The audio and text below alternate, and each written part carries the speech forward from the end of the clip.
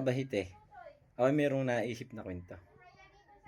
Tayo at ate ikwento sa ating mga tropa sa labas. Sa Team Kabahite. Let's go! Tayo mga kabahite, tayo ay pupunta din sa ating tambayan. Tambayan ng mga bahite, tayo may kukwenta. Ako may kukwenta sa iyo. Kayabangan mo ngayon. Ano yung maganda? Maganda ka ako, wala. Tatango mo naman. Hindi ka lang, ako niya. Dali na! Kaulag nga. Ay, kami kwenta. Sa isang malayong kaharian dahil. Doon na lang tayo sa malapit. Huwag mo sa malayo. Ikaw nananakay. Maganda rin, maganda. Sa isang malayong kagubatan, mayroong isang palasyo. May Kano kalawak ang... Mga isang hektarya, kaya. Isang hektarya lang. May nakatirang isang prinsesa. Ngayon, Ano yung bubong? ngayon ikinulong siya. Ikinulong siya na napakahabang panahon. Hindi niya nakikita. Ilan taon? Nasa 10 taon pa lang, ang prinsesa, ikinulong na. Dahil gawa nga ng inggit, ayaw na mapapapo sa tono. Ayan, ano? Napakahabang panahon, ikinulong siya, ikinulong.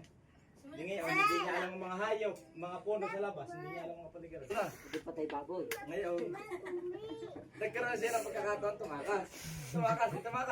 Ngayon, hindi niya alam ang mga hayop, ano? Hindi, nakatakas na ang prinsesa. Ngayon, minakita siya ang unggoy. Eh, gusto makalabas ng daan. Nagtanong sa unggoy. Sabi, Haring unggoy. Alam niyo ba saan ang palabas ng karsada? Hindi. Sabi ng unggoy, oo, pero isang kondisyon. Pahindot muna. Sabi sa prinsesa, ay di, ano ba ang prinsesa? Gusto makalabas ng daan. Hindi ngayon pahindot sa unggoy. Pagkatapos, hindutin ng unggoy yung prinsesa, sabi, dire-diretso ka lamang. Tapos pagdating mo sa may malaking puno ng akasya, kakaliwa ka. Ngayon nakita naman daw ng ano, ang ilipante. Nagtanong naman ng ano, prinsesa. Ilipante, saan ang palabas dito ng gubat? Gusto ko makakita sa tindahan. Sabi na ilipante, gusto mo malaman? Sabi na siya, oo. Ay, pahindot muna. Hindi nagpahindot. Hoy! Mabulangan nyo! Tahiin nyo! Ano prinsesa? Nangyayon ang pudpud ng titi niya. Hindi nagpahindot na ang prinsesa. Ngayon, pag katapos sa hindutan, ay di ano, tinuro. Ngayon, sabi, diretso ka lamang, pag nakita mo ang araw yun, sasamahan mo punta doon sa ano, sa kalsada. Hindi ngayon eh, nakita nga ang Leon. Nakita. Haring Leon, pwede ko hubang alam mo kung saan ang palabas ng Ay, hihindot na naman. Ayun, sabi ng Leon eh. Tuturo ko sa yung daan, palabas ng gubat. Ako nakakahalam dahil ako hari ng kagubatan, ay sabi ng Leon.